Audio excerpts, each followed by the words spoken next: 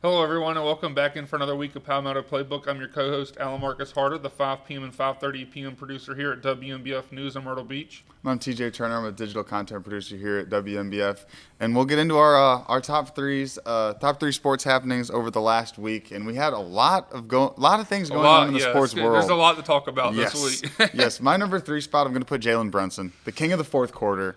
He's kind of got that name over the past, 4 to 5 years in the playoffs as he's led his team to going back to the Mavericks, now with the Knicks, and going all the way to the finals this time and winning the finals. He was unable to do that with the Mavs, but definitely got this championship with the Knicks. 45 points to finish out the series in Game 5. And the fourth quarter seemed to be dominated by Jalen Brunson every game. Yeah, I mean, the second half, the Knicks play best when they're down 15, 20 plus. I was about to say runs, but that's an entirely different sport. Points, but yeah, he's proven a lot of people wrong. I think several years ago when he got that big contract from the Knicks, I think a lot of people were like, what are the Knicks doing giving him all this money? But he's showing them exactly why he's worth all that money. Yeah, we'll probably dive deeper into that once we get into the series, but into the section. But great for him. For my number 3 spot, I'm just calling it. It's a racing segment. We're going all over the place with this. I'll start off with Denny Hamlin winning his 3rd straight NASCAR win over the weekend at Pocono. It was his 8th career win at Pocono, which is the most ever. I talked last week about how he tied Kyle Busch for 9th all-time.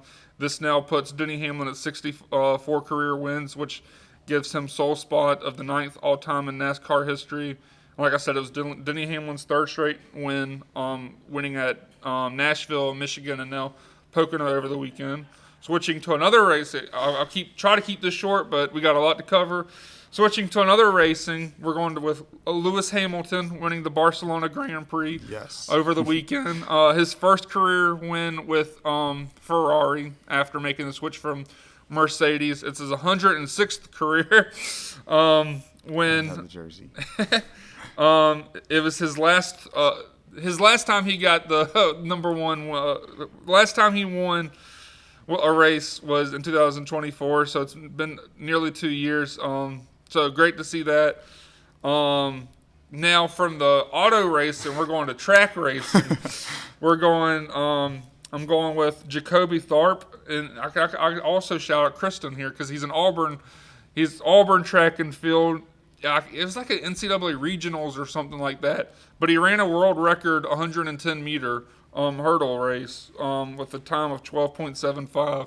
Which is like, when you think of like world record runs, you'd like Olympics or like professional track or field, but it was like an NCAA regionals or a NCAA competition, which was good to see. And then another honorable mention. This is an honorable mention I meant to do last week, but I forgot about it until, after we recorded. So this is technically from 2 weeks ago, but I'm fitting it into the racing segment so we're going to horse racing now. Ooh.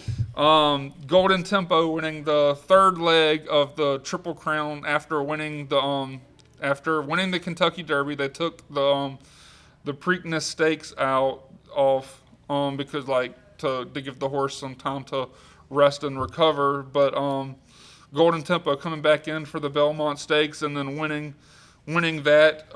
The trainer Cherry DeVoe, she becomes the first female trainer to win 2 legs of the Triple Crown, with of course the victory at the Kentucky Derby and then the Belmont Stakes earlier this month on June 6th. I meant to mention that last week, but I forgot about it. But I'm throwing it into the racing segment. There we go. We're racing horses, cars, yeah. people racing. And then my number 2, I've got all of mine are individuals this week. So my number 2 spot, I've got Pete Crow Armstrong from the Chicago Cubs, who hit for the cycle versus the Rockies over this past week. Yeah, I feel like he's like an up-and-coming. I'm not sure how long he's been in the league, but he's definitely an up-and-coming. Heck, he may have played with the Cubs, he may have played in Myrtle Beach several years ago. I'm not sure. Don't quote me on that. I could be wrong on that. But, yeah, great performance from him. My number 2 spot, I'll keep it shorter this time. something that I saw ESPN post an hour before we started recording. Serena Williams and Venus Williams returning to play doubles at Wimbledon later this month. The Wimbledon starts June 29th. So great to have the Williams sisters back. We talked several weeks ago, I think, about Serena making her comeback to play doubles tennis.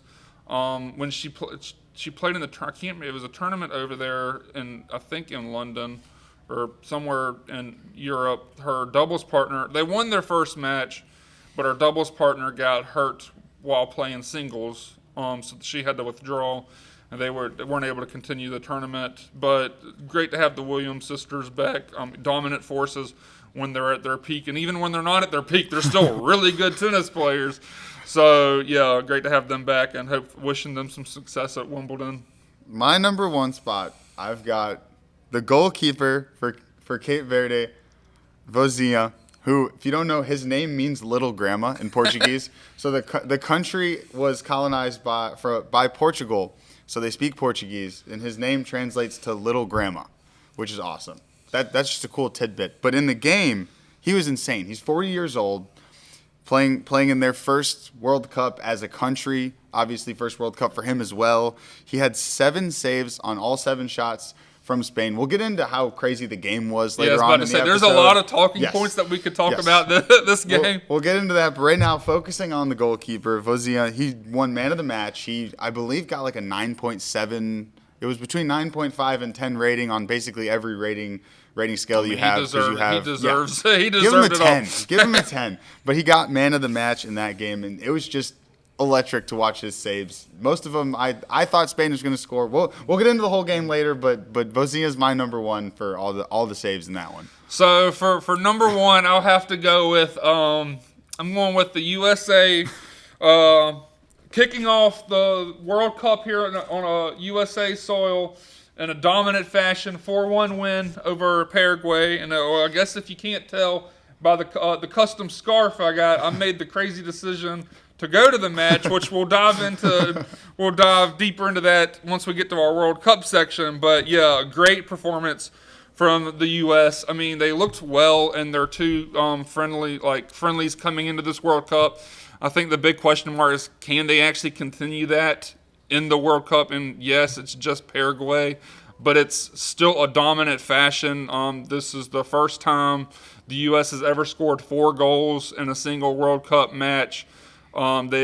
First time they beat an opponent ever at the World Cup by 3 goals. The Flo Balogun, he had a brace in the first half.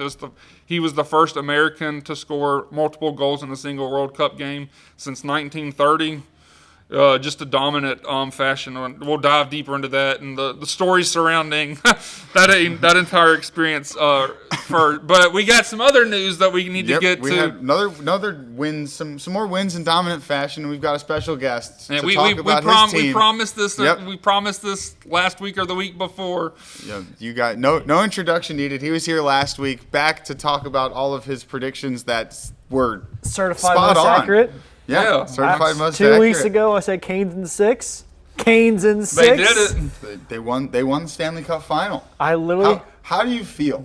Or how did you feel at the time? I'm still on cloud 9 because I had tears running down my face. And of course, the game ended right before the 11 o'clock show. You composed yourself very well because I turned in I didn't have my graphics ready. Well, yeah, I saw that. Yeah, well, I saw Juliana toss to you about rain, and then your graphics were about hurricane. Yeah, tropic update. I was like, yeah, I know what happened there.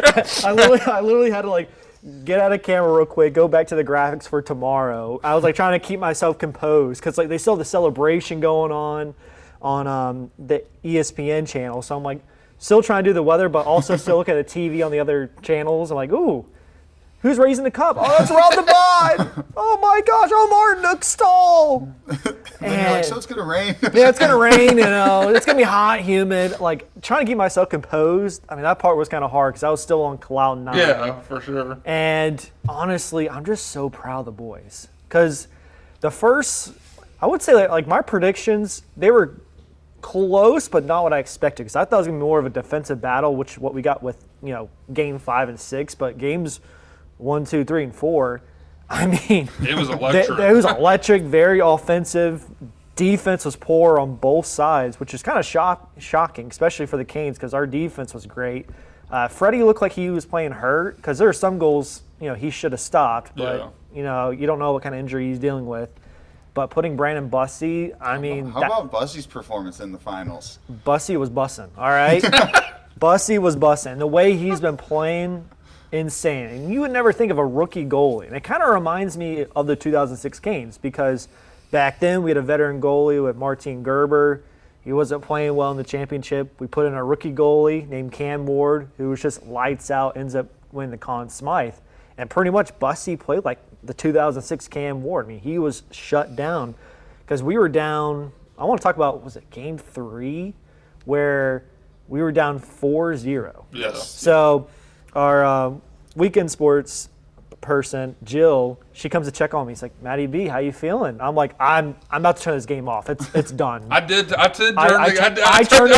game off. I turned the game off. I was like, I'm done. And then one of my buddies texted me, hey, we scored. I'm like, okay, great. 4-1. We still got 10 more. And then 10 seconds later, we scored again.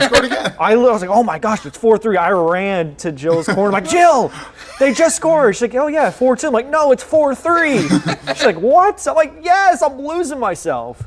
And then we get to the 11 o'clock show, and we get the tying goal. So it's like during a package, I start screaming in the weather office, let's freaking go! Let's freaking go! Like even Jenna Guzman, she was anchoring. Yeah. She could hear me. She's like, are you okay? I'm like, you have no idea how excited I am. I was about to say, it's 4-4. I'm glad you were in the weather office and not the weather center. I was screaming so studio. loud. And we ended up losing in double overtime, but I was like, you know what? With Brandon Bussey, he's been stopping some great shots. I'm like, we got a little bit of momentum. Hopefully win game 4, because if we don't win game 4, we're not winning. And I think that was another crucial game. Started to get a little bit of momentum. Went back to Raleigh, got game 5, and I was like, all right, I'm feeling good, because if we lose game 6, let's just win it at home. But I'd rather win it game 6. Just go ahead and get it over with. Just get it done with. Celebrate. Less guys get injured. And honestly, I'm just so happy because, again, from 2010 to about 2017, we were terrible. Dead last.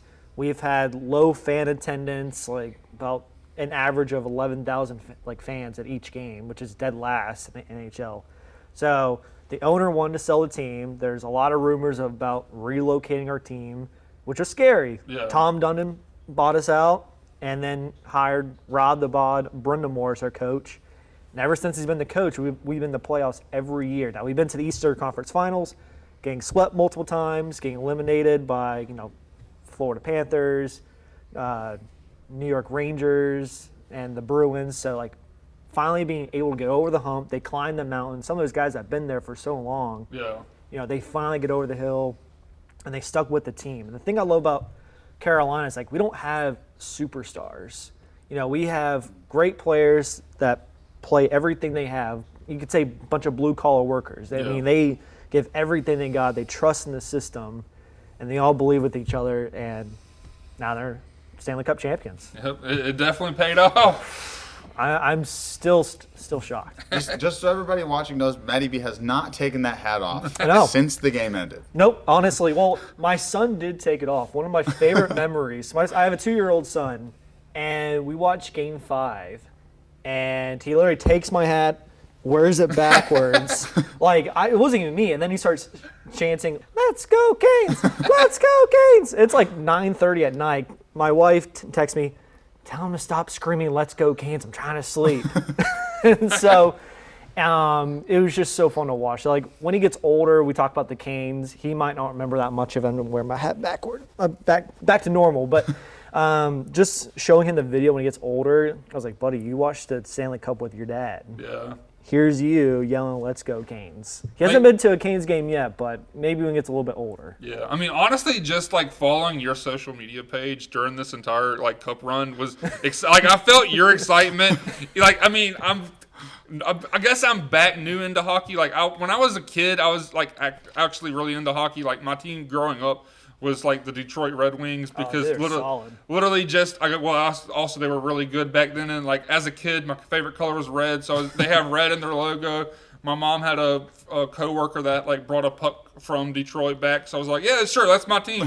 Like I think like one of like my childhood memories was like I think there was one game where I just like started crying because the Red Wings lost on TV and like this was when I was a kid. Like since then I've like grown away from hockey, but like I've gotten back into it. Watching like this entire postseason run, and then especially like when I know people that are big into it and seeing your excitement. We got family members up in Wilmington who are big Hurricanes fans, seeing their excitement on Facebook. It was a very exciting time to just watch this entire postseason run. And especially the cup is coming back to the Carolinas. It's called the Carolina Hurricanes, so it's not only North Carolina. South Carolina can also enjoy this cup too. I know a lot of like some folks say, "Oh, it's in Raleigh. It's only the North Carolina." I'm like, no, it's the Carolinas. All right. Yeah. And welcome to the Kane Brotherhood. Yeah. Are you gonna go to the celebration? I don't know. I wanted to go to the parade. I might watch from afar. I wanted to go to the parade. It looks like it's going to be a good time. So you said you can't make it anymore, can you? No. So I have family coming to town. Then I also work Saturday. So I think the parade's at, you said 11, right? Yeah. So 11 o'clock. So depending how long it takes the parade lasts, and I got to drive 3.5 hours back, I don't think I have enough time to make it for the 6 o'clock show. I mean, I could, but it's not going to be a good show. Might be weather. It's just going to be currents and Myrtle Beach weather live from Raleigh at a parade. That could be something, For sure. Is there any? I guess before we close, was there anything else you want to touch on for the Hurricanes during this? Honestly, it's been one of the most exciting Stanley Cups that we've seen a hot minute, because the first 4 games, I mean, you could have a 3-goal lead and mess it up. And I think it's like the first time in Stanley Cup history where we had like multiple games with multiple goal leads all blown. Yeah. And even though that the Canes lost Game 3, to me, that's probably the most exciting matchup. Because again, if you're down 4-0 for non-hockey fans, like think of this. You're down by 4 touchdowns in the fourth quarter, let's say with 8 minutes left. Yeah. And you get 4 touchdowns in that short amount of time. You still lose in overtime, but it's still exciting. Honestly, like I kind of mentioned, is the turning point, because that's when they pulled Anderson, I believe, and brought Bussey in. And even though he gave up that goal in overtime, I think you could probably, maybe this is just me speaking after the fact, after everything played out, but you could probably see that something changed where it was a lot more difficult for the Vegas to actually score a goal. It wasn't even 1 overtime. It was a double overtime. Yep. So it was very difficult for Vegas to get offense going once that goalie change happened. And, obviously they lost that game, but the momentum carried on throughout the rest of the series. So, yeah. I want to give Jordan Staal a huge shout-out, because some folks will complain saying, oh, Jordan Staal, he didn't have that many goals. It should have been Mitch Marner. But the way that Jordan Staal played defense, he had to shut down Mitch Marner. He had to shut down Jack Eichel. He had to shut down a lot of great players, and he did it. Not only that, his face-off, he had like a 70-80% face-off percentage win, which is apparently a Stanley Cup record. So he won the face-offs, played defense, shut down their star players, and even managed to score, 6 goals in 6 games. Yeah. And so he was the oldest player to win the Conn Smythe at 37 years old. And just seeing his joy of raising that cup, it just brings a smile to my face. There's a video of him and his older brother Eric Staal, who also played for the Canes. Yeah, second cup in the family. Yeah, the second cup in the family that won it in 06 for the Canes. Like, those two brothers are raising it together. And I've been watching like celebration videos on Twitter, or X, where you call it now, and just seeing like the players still joy. Yeah. Like, they're just smiling, partying. They just arrived to Raleigh last night, and at RDU Airport they had thousands of fans lined up cheering the players on as the bus drives on by, and it's just so fun to watch. Like, the next thing I have to do is buy a Stanley Cup championship hat. There you go. The Stanley Cup champion shirts. You never know when this will ever happen again. I do like what the team looks like, because our core players are signed for the next 6-7 years. Yeah. So the only players that are free agents, it's Nick Delorier, which I think we might re-sign him. He's more of an enforcer. Like, if you watch the Ottawa series, like Nick Delorier was beating up some senators really good. You got to have those guys on the team. Well, because sometimes in playoff hockey, you target their skilled players, and if you're not a strong team that fights, they're going to take advantage of that, and that's what Florida did to us, the last 2 years. And now, if we get that enforcer back, that's going to keep us in that momentum. Because if you start trying to fight to our players, we'll just send him. He's a shark. He smells blood. He'll come after you. Freddie Anderson, 36, he's a free agent. We'll see what happens. He can come back or ride off to the sunset with the Stanley Cup championship. Yeah. Bussy replacing him definitely doesn't look like a bad option at this point. Bussy signed a 3-year contract, and as a fact, $1.5 million a year. All right, to compare that with other top-tier goalies, they're getting paid about $10 million. Yeah. So you're getting really cheap price. And then we have Pyotr Kochetkov, another goalie. He was supposed to be our backup goalie this season, got injured, and he's out for most of the year. So that's when we put in Bussy in, because then Freddie got hurt, and Bussy was bussing this year. All right? Yeah. The bus stop, Definitely good to see, and thank you for coming on. No, thanks for having me. Anytime I get to talk about the Canes hockey, I love it. Yeah, he's been talking about it. Any chance that he has in the studio and I'm proud at the station. As he should. They just won the Stanley Cup championship. I can't blame him one bit. Well, this is the only team that might get me a championship because true. as a Carolina Panthers fan, I don't think I'll ever get a Super Bowl. Maybe. Yeah. I doubt it though. The Charlotte Hornets will never. They will never win me an NBA title. Maybe a playoff. They got you the Summer League championship. Yeah, they did. And G League. And G League. Goes to the Swarm. The Swarm, man. Yeah, I know exactly what you mean on that. And I know the Pittsburgh Pirates are not going to get me a championship too. So, and the Charlotte 49ers, they'll never win me a championship either. So, if the Charlotte 49ers make a national championship game, I don't know what I would do. Since I know it's not going to happen, I'll just go streaking because I know that's not going to happen. That will never happen. You heard it here first. Just knocking on wood just in case. I didn't say where. I could say streaking in my own house, True. All right. Well, thanks for coming on. You're welcome. God, I made it awkward for you. And we're going to get into the other finals that happened. And Matty V was talking about how there was leads blown a lot in the Stanley Cup Final. And that was kind of the story of the NBA Finals is the Spurs blowing leads. Is the Spurs led for more than 70% of the series, and the series only went 5 games. Yeah, which crazy.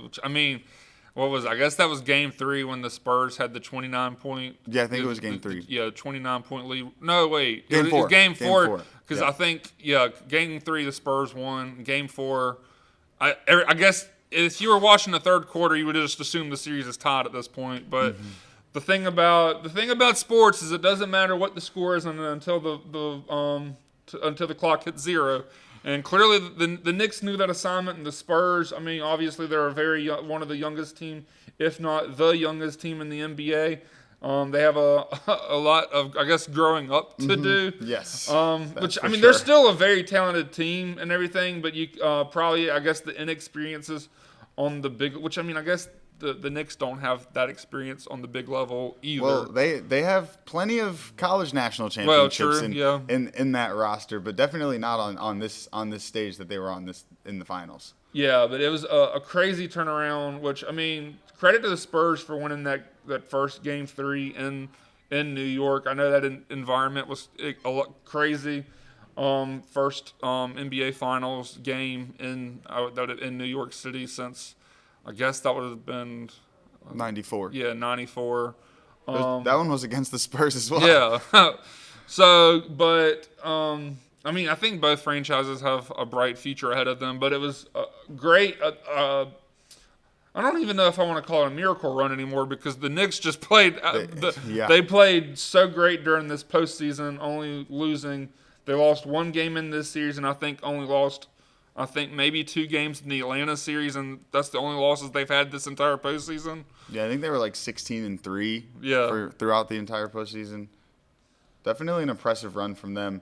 And that, I don't know if you saw the final. You talked about going down to the final buzzer. Did you see that final shot from OG Anunoby? Yeah. At the end where they after I believe Brunson missed a long 3-pointer, and then OG, who threw the ball in from the sideline, ran to the hoop, jumped, and I don't know how he did it, but he jumped over everybody basically. Well, I remember watching. So we were recording on Tuesday. So Monday morning, I think the three Villanova guys, Jalen Brunson, Josh Hart, Mikal Bridges, were on the. It was like this the show after the Today Show. Like, is it like the third hour or something like, or can't remember what the name of the show is, but I think they were talking, and Jalen Brunson was giving Josh Hart crap for missing the layup. I guess that set up the shot, and I think Josh was like, I knew what I was doing that to set OG up for his shot. But yeah, I mean, those guys are unbelievable athletes, and I feel like just following their story from college to now to NBA champions is incredible. I think their team is very likable. I think, at least in my mind, having got also like Karl Anthony Towns on that team, he's hilarious. Reactions after the game. I'm trying to think. There was something else I wanted to mention. Well, I guess I could mention probably some what's the word? I feel like there's probably some growing up moments for Wemby, or I guess the Spurs in general. Kind of mentioning it. I didn't really like the fact that they kind of just walked right off the court after the series ended. See, I saw people talking about that, and I thought that's how it normally worked. Because usually, like, the celebration start. I didn't even think that they did handshake lines. Usually they start celebrating right away. Not even like a handshake line, but just kind of like a respect type of thing. Yeah, just like congratulations, and instead of running on, which I mean, it's hard for me to, I guess, put myself in there. Never been in the NBA Finals, I'm not going. I don't know if it's. I don't know. I don't know if I'm in the right place to even be complaining about that. But and then I guess Wemby's comments after, where he's kind of like telling the press or whatever, was like, "See you never" or something like that. Yeah, it's like kind of rubbed me the wrong way. But I mean, he's still an incredible talent. He's still got a long and bright future in the NBA. And it was an incredible series, which I'm surprised the Knicks won in 5 games. I thought it would be. Well, I guess it was closely contested, but the Knicks just always came out on top. Yeah, definitely a great series. And it'll be interesting to watch, because I could definitely see this matchup in the finals potentially happening again.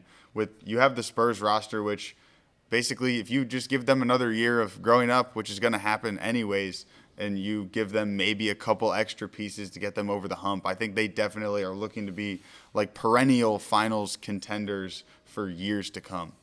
Yeah, I guess one of the other moments I forgot to mention during the thing, I guess, shout out to Mitchell Robertson for being in Wemby's or having Wemby in his head or whatever.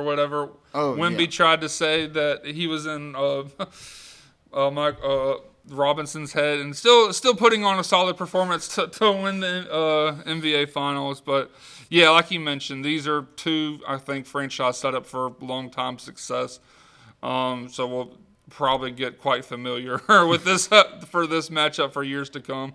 Yeah, and then moving over to the World Cup, I'll let you take over for the first game.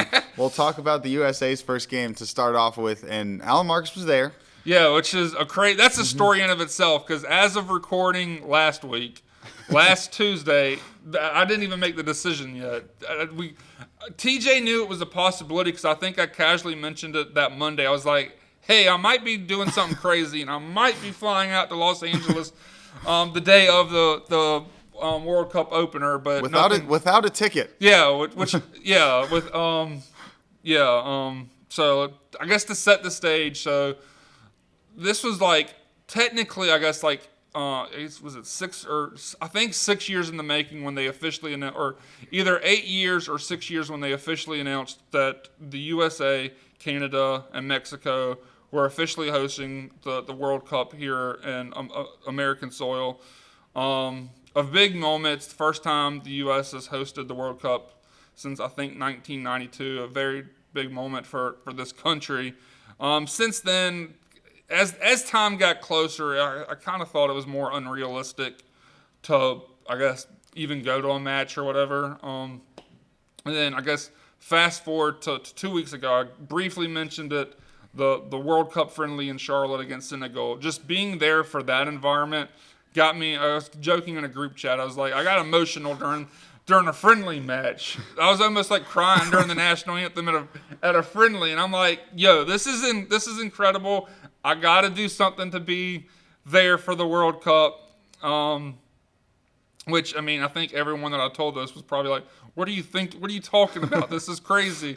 So fast forward to literally the night, I guess 12 hours after we recorded this podcast last week, I'm like, you know what? I've been researching hotels and flights. I've been looking at tickets. Let's do it. Let's do it. Let's do something crazy. Let's fly out to California on a 5 days notice by myself. So I booked my hotel and flight last Tuesday night. And this was a 5:10 a.m. flight I left Charleston at 5:10 a.m. on a Friday, the day of the match, by the way. So I left Georgetown. I live in Georgetown with my family. I left Georgetown at like 2 in the morning to get to the airport. Got to the airport, sat there for about 45 minutes waiting for my flight. Landed in Atlanta at like 6:15. Had a 45-minute layover there. Got on my flight. Landed in Los Angeles at like 9:15. So I was in Los Angeles at 9:15. The match started in Los Angeles, 6 p.m. local time. So I had some time to kill. I sat in the airport for a little while. Walked. This, I guess, a trip entirely, just me doing some crazy stuff.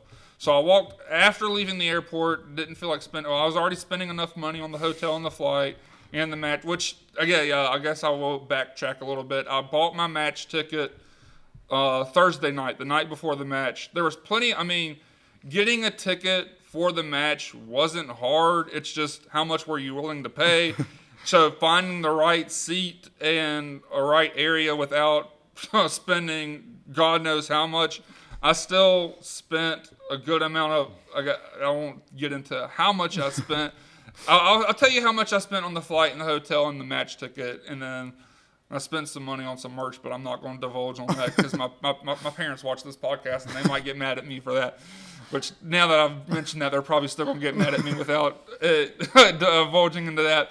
But I bought my hotel and flight for a package deal through Expedia for like $800, a little over $800. And then I bought my ticket to the match for about $800, which is still expensive as heck. I don't know if I can say the other word on this podcast, but expensive as heck. And there's a lot of reasons as to why FIFA is it's kind of a mess for average sports fans to go to matches, pricing fans out of matches. But I decided that face value for the ticket I bought was $1,900. And I bought it on the resale market I will say, if you are trying to go to a World Cup match, go on their real resale market. Do not pay their face value tickets or anything like that. You might get a better deal on a resale market, the official resale market, which is on the FIFA website. Now, I wouldn't advise resale on like StubHub or anything like that, because then you could run the risk of that. But I paid about $800 for my match ticket. I was fourth row in the upper deck, kind of close to midfield. It's a football stadium. So it's technically SoFi Stadium because of how FIFA, they don't like advertising and stuff. LA Stadium. Yeah, LA Stadium. If you're thinking about a football stadium, I was about on the 20-25 yard line. If it was set up for like American football. So I guess that puts us back to when I land at the airport. And like I said, this is a weekend of me doing some crazy stuff. After spending all that money on the flight and the hotel and the match ticket, I'm going to try to save some money. You know what? Let me walk from the airport to my hotel, because I was staying in the airport. LAX is basically in Inglewood, right close to Inglewood. My hotel was 2 miles away. It was a straight shot. Let me get my steps in before this big day. Walk a mile to my hotel. I get to my hotel and I'm like, dang, this wasn't really what I was expecting. I booked it on Expedia. It had an 8.8 rating. I get there and I'm like, my first thought was, how the heck did this get an 8.8 rating? Which, granted, I was only going to be there for like 12 hours. All I needed was a place to sleep. So, like, if I was there with anyone else other than myself, maybe I would have done some things differently. But got there, tried to check in early. Didn't realize there wasn't even a lobby to this hotel. So it wasn't like I could pass time in the lobby before checking in. Decided to pay $25 to check in early to at least lay down for a little bit because by this point, I didn't sleep. I didn't even sleep the night before I flew out to California because I was like, I don't want to fall asleep and possibly miss my alarm. I laid down for a little bit, but I didn't want to actually fall asleep and run that risk, especially after all the money I put into it. The last thing I need is me waking up and missing an alarm. So I rested a little bit, watched a little bit of the Canada match. Can't remember exactly who they played, which we'll dive later into all the rest of the antics of the World Cup. Rested for a little bit, walked over from my hotel to the stadium because it was about a mile away. Got there, I think, to the stadium, I want to say around 2:30ish local time. So that's about 3.5 hours before the match kicked off. A really great experience. It was my first time. It was my second time ever in Los Angeles. My first time ever at seeing SoFi Stadium, which I didn't realize. It's technically not like a closed stadium. They have like, the best way I guess to describe it is a huge canopy covering the stadium. Like both end zones, I guess, are like open-ended, so like you can see outside. So like I for some reason I thought it was like a domed like stadium, but it's just a huge canopy covering basically an open stadium, which it was a cool stadium to look at. I like their giant ribbon board in the middle. It's not connected like vertically to the, I guess, structure of the stadium. It's connected outwards over the steep. I don't know. Maybe I'm not even making sense, but it was a cool, impressive like stadium to look at. I got to the stadium, then I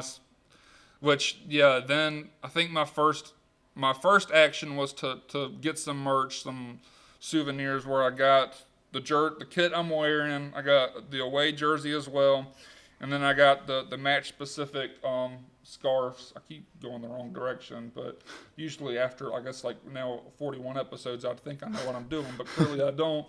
I got the match specific scarves. I spent like almost an hour in line because my patience was running thin at this point because my mindset was do this quickly, get inside the stadium for the opening ceremony, which was incredible. So I got my merch, rushed into the stadium basically right afterwards. Was there for the opening ceremony, which I mentioned this like five weeks ago when I guess they announced the official lineup for the opening ceremony. You had Future Tyla, then you had Lisa and Anita. There was what's the other guy? There was a guy that was up there with them. I can't remember his name, but I was joking with my dad I called him before I got to the stadium. I told him that Lisa, which is from Blackpink, and I've mentioned how much of a Blackpink fan I am on this podcast. I was like, listen, I know I've done something crazy to come out here for this soccer match, but I did not do this just because Lisa was in the opening ceremony. I mean, it was a welcome addition to everything, but I did not spend all this money to come out here for just the opening ceremony. I was out here to watch football. But I did enjoy seeing her perform, so I will shout her out because of course I'm going to. But like I said, it wasn't the main reason I was there. And then even my best friend texted me, who knows I'm a Blackpink fan. He was like, I know you just lost your mind, because he was watching the opening ceremony from home and he saw Lisa perform. Yeah, I was like, yep. So match time starts. It was an incredible environment. Also, I guess during the opening ceremony, you had Jason Sudeikis was out there doing did a monologue before. I don't know how much they showed this on the actual broadcast. And then you had Katy Perry, and there was a little kid that came out with her. And then like bringing out all the flags of the 48 teams competing in the World Cup. Great experience. And then kickoff started. I guess I will backtrack a little bit. The national anthem, Dan and Shay performing. Great national anthem, and at least what I was expecting in the stadium. So I played my part, was having all the fans singing along for the national anthem. I thought it'd be really cool. So I was singing, probably not well, but I did my part, I think. The guy next to me was singing, which like I was out there by myself. A funny story. later in the match, but we got along. I got along with the people around me. It was a very camaraderie. I don't even. I guess I shouldn't even try to pronounce that word. Very. Everyone got along. I think, at least in my mind. Granted, I was sitting around a lot of USA fans in the upper deck, and once match kickoff, just an electric environment. Very loud when the USA was doing well, and thankfully we didn't have to wait long for for the USA to play well. Christian Pulisic, this is in like the 6th minute of the match, making an incredible run between two defenders on the outside of the box, cutting into the box, making a pass to Weston McKennie, who fired at goal, took a deflection off of a Paraguay defender, and went into the back of the net for the first goal of the match within like the first, I think, maybe it was the 6th or the 8th minute of the match. It was very early on. Everyone was literally just getting their feet set into the match. The place just erupted, going crazy after that first goal. It was great. It was a great environment. Later on in the first half, which I mean, there's 2 more goals to talk about in the first half. You had I guess I mentioned at the very top of the show the Flo Balogun brace, which a brace is when you score 2 goals in a match. The hat trick is when you score 3. He didn't get a third, but he had 2. The second goal was set up also again by Christian Pulisic, who had a great cross into the box, like a pass, not really a cross because a cross is when it's in the air, but just a great pass to Balogun, who did a great job of finding space between that Paraguay defense. Which Paraguay, I think a big credit to their success leading up to this World Cup, or just in general with the way they're built, is their defense. But our offense looked incredible out there. The way that we were working on the wings with Pulisic, Anton Robinson, Serginho Dest, all of our guys finding incredible spaces in behind that defense. Balogun getting that second goal, and then even a third goal later on in the first half. Place was going. I don't have the first 3 goals on video. I have the immediate aftermath of us all going crazy in my section. Even that third goal in that first half when Balogun scored, literally the guy next to me and him just started hugging because we were just excited. We were all high-fiving after each goal, and I think something I've learned about it. Every time we do something well, I was just immediately just high-fiving people. I don't care who you are or what. Me, you're a USA fan. That's all that I care about. We're going to have fun. I'm trying to think of where we're at. I'm losing my train of thought. And then the second half, we subbed Pulisic off at halftime. Didn't find it. We brought Sebastian Berhalter in, who put in a great performance, or he did well in place of Pulisic, which we found out afterwards. Pulisic, they subbed him off at halftime because he got kicked in the calf, or either kicked in the calf or kicked in the shin, and it got a little bit of tight, and it was more of a precautionary thing than anything else. I don't think he's at risk of, knock on wood, hopefully he's not at risk of missing much of the tournament, if any. But he was up. We were already up 3 goals at that point, so you don't run the risk, bring him out or take him out. Paraguay found a little bit of momentum. They had one opportunity, I guess, and they made the most of it. They scored a goal in the second half to bring it to 3-1, and then which leads us to late in the match. I was literally recording this this was the one goal I do have on video because I was recording on my phone, waiting for the moment they blew the whistle for the final match because we were late in extra time at this point. It was like the 95th minute, I believe. I was recording, waiting for them to blow that final whistle and us all go crazy for the match to officially be over. But then Gio Reyna had other ideas as to what was going to happen. Great performance. We subbed him on, I think, in like the 70-something minute. And it was a great build-up to that goal to begin with. It was like 20-something passes leading up to that goal that Gio Reyna just hit with the outside of his foot, curled it into the net. Place erupted, obviously, 4-1. And I mentioned the historical aspect. The first time the U.S. has ever scored 4 goals in a World Cup match. First time they beat an opponent by 3 goals. And it was an incredible atmosphere. Place was going crazy. Trying to think of the other things I can talk about. I mean, I know leaving the stadium, I don't know how tapped into you, like the streaming online culture you are. I ended up walking into Jason the Ween, and what's the other guy's name? Yugi. I didn't really talk to them. I saw them live streaming. Turns out they were doing an interview with CBS Golasso. I just happened to walk into where they were streaming at. I took a picture from afar. I don't want to interrupt them, but it was cool to see them since I do follow, I guess, Twitch culture. I don't know how much tapped in you are, but it was cool to see them. But a great experience overall.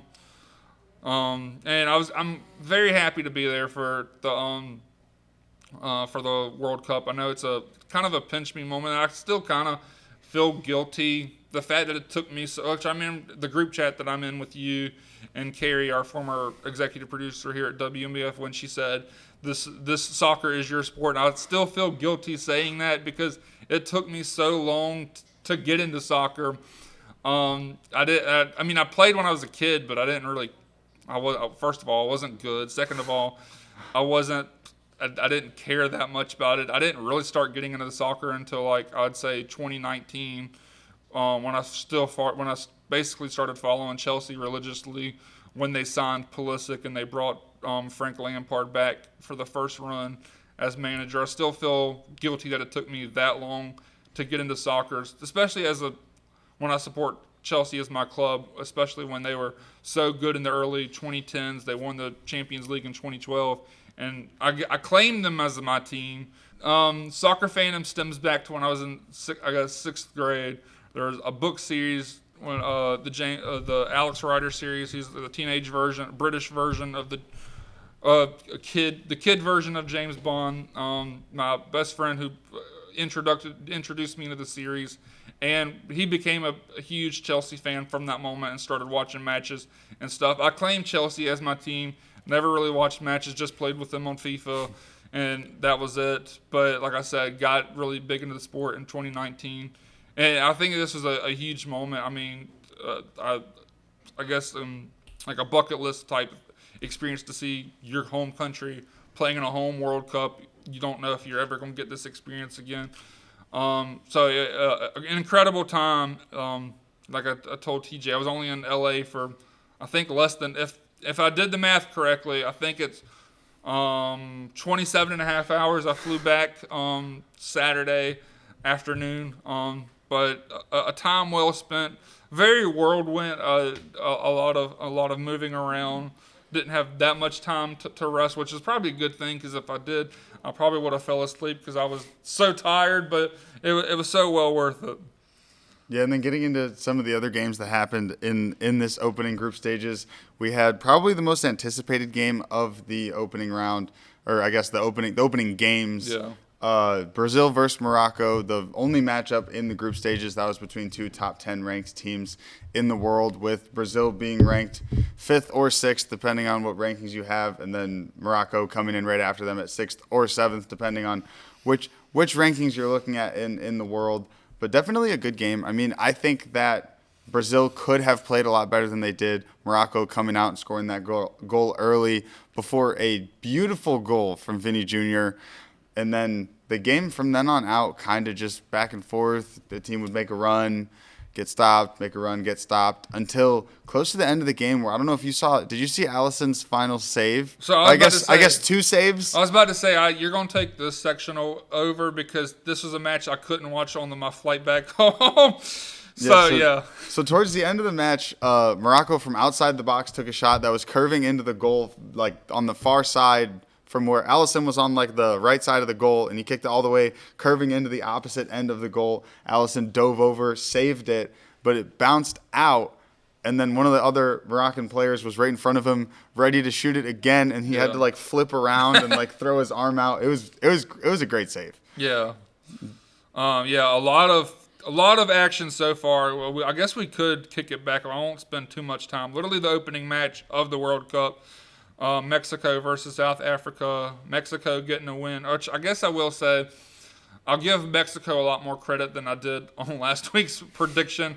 I thought they were still struggling. I don't think they've lost a match so far in 2026.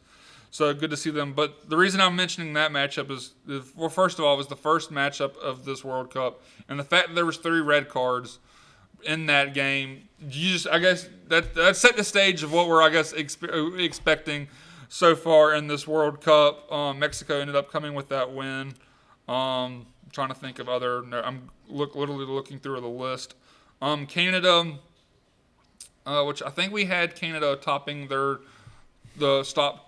group last week in our prediction, but I didn't realize before their first opening match they were like 0-6, 0 wins, 0 draws, and 6 losses in their World Cup history. So coming into this World Cup, they're obviously one of the host countries, so they played their first game in Canada. They went down 1-0 early, and they scored a goal to tie it up 1-1, and that was the final score. Obviously, I think if you're a Canadian fan, I think you're probably hoping for more in that match. I think Canada played well in the second half to level it up. They were looking for hopefully a late winning goal, but I guess it was good to see them get their first point in World Cup history. Granted, it wasn't the full 3 points they were looking for, but a huge moment for that country. Let's see. Just like I said, just going through the list of some notable matchups. The Scotland-Haiti game, I know kind of mentioned I didn't really give Haiti a shot in this World Cup, which it's still going to be very hard for them to come out of that group because it still has Brazil and Morocco, and they lost that matchup to Scotland 1-0. But the guy from Coastal, and he had I think he put in a good performance. I think he's probably a little disappointed to not score the goal he had. But they played a lot better than I expected them, only losing 1-0 to Haiti. One of the upsets before what happened on Monday, I think, was probably Australia defeating Turkey 2-0. I expected Turkey to probably give the U.S. a run for their money to top the table in our group, but Australia, maybe this is just me being naive and not following both countries that well.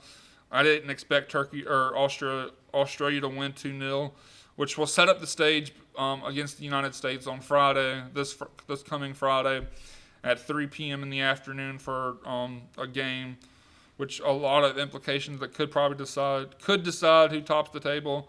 If Turkey turns things around, which they'll face Paraguay, which, like I said, when I was talking about the USA performance, it's just Paraguay, but it's still a really good team, I think.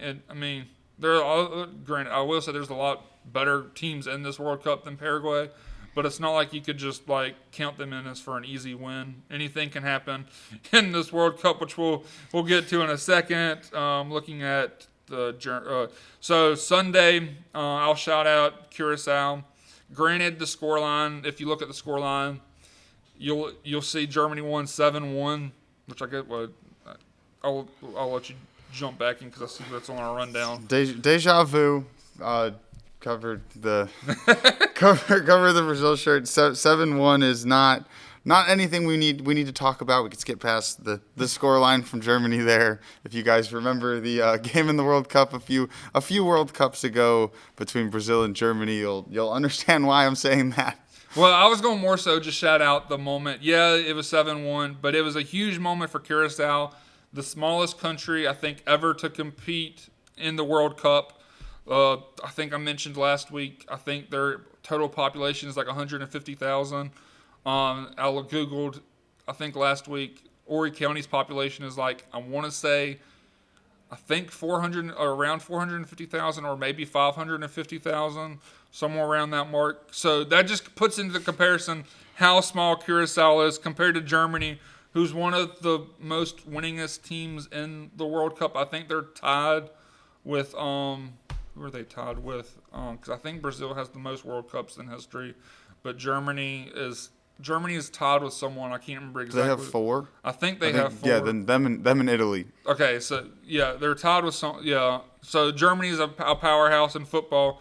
Granted, the scoreline ended up being 7-1, but Curacao, They went down early. Germany scored their first goal, but Curacao responded and put together an attack to score a goal. And I think that's going to be a moment that small country is going to remember for like their lifetime. Yeah, it didn't work out well, but a good moment for the small country. Sticking with what happened on Sunday, a great game between the Netherlands and Japan. Two really good teams. I think the Netherlands went up, Japan equalized. Netherlands went up again. Japan equalized in like late in the match. I think in the 89th minute to equalize for a 2-2 draw. Great performance there. We'll mention we have it right here, the Ivory Coast Ecuador game. So I'll let you chime back in if you want to. That was a great game. I know last week we talked when we did our predictions. I said Ivory Coast is going to surprise some people. Which I'll mention. I'm the one that's surprised. I'm one of those people that are surprised. Mm-hmm. So I'll give you your flowers for that. I watched that game. Them playing France. Granted, it was friendly before the tournament, so I know France wasn't fully rolling out everything that they had against them. But that game that Ivory Coast put on against France before the tournament started, where they ended up beating France, really kind of put them on the map for me personally as a team that could potentially make some noise in this tournament. And I mean, they're already one upset in after the first games against an Ecuador team that has probably the best defense in the tournament, you could argue, with Pacho William Pacho from PSG just coming off of a Champions League victory. And then coming into this tournament with one of the best defenses and then getting upset by Ivory Coast. And then we don't have a whole lot of time left. So I just now looked at the clock and I'm like, we need to get into the game that happened on Monday. Yeah.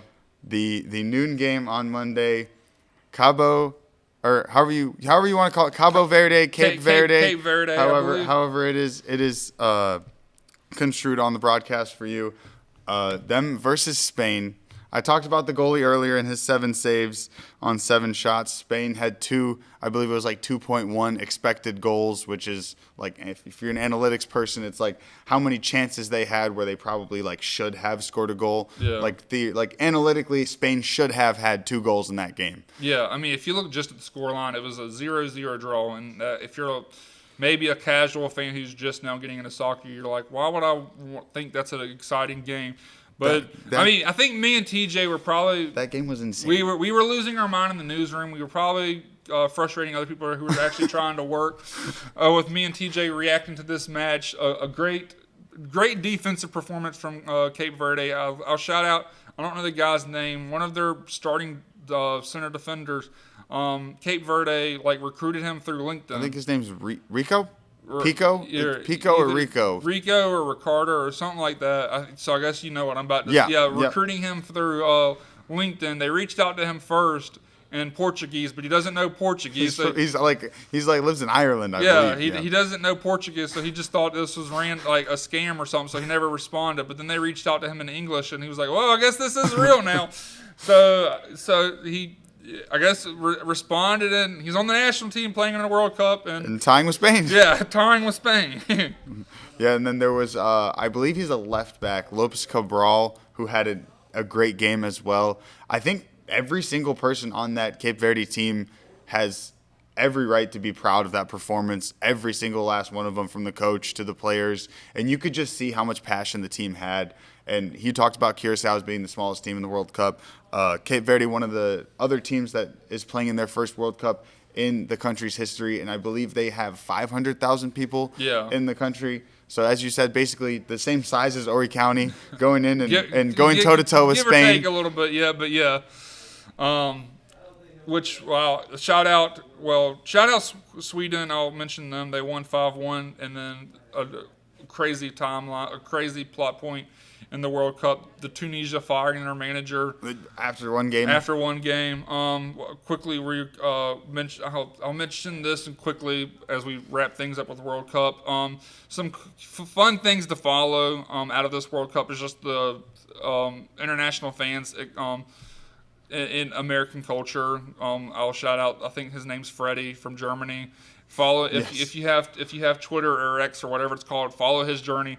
It's incredible. A German guy just exploring basically the American South for the first time, and everything that's going on there. I'll shout out the Japanese fans bringing their tradition to America. And Jameis Winston. Yeah, The Japanese fans and Jameis Winston. Japan are known for well, I guess they're known for their hospitality and cleanliness. All their fans at the stadium basically had blue bags with them, and I guess probably people are like, why do they have all these blue bags? And then after the match, it's because they literally clean up the stadium after the match, and even their team cleaned up the locker room after the match. I'll shout out Scotland, their Tartan army taking over Boston. They're training in Charlotte, but their fans took over Boston for their match. Bringing out the bagpipes and everything. And we'll quickly move on to baseball. I'll probably save all like the coaching. We can push that on to next week probably once the season may be over with. But in the College World Series, you still have Oklahoma and North Carolina through. One game away from playing for a national championship. You have Georgia and Texas facing off now with the winner playing Oklahoma for a chance for a national championship, and then West Virginia. I believe West Virginia and Troy still alive. So things are coming to a close in the baseball season, and we'll save, because there's a lot of coaching carousels we could talk about, Coastal Carolina and South Carolina, but we'll save that for an episode when I have more than 25 seconds to talk about it. Yep, we'll keep you guys updated with everything that's going on in the World Cup. Now that's kind of the premier event going on right now with the finals all wrapping up. We'll keep you guys updated with everything that's going on there. Stay tuned, like, comment, share, and subscribe, and we'll be right back here next week on Palmetto Playbook.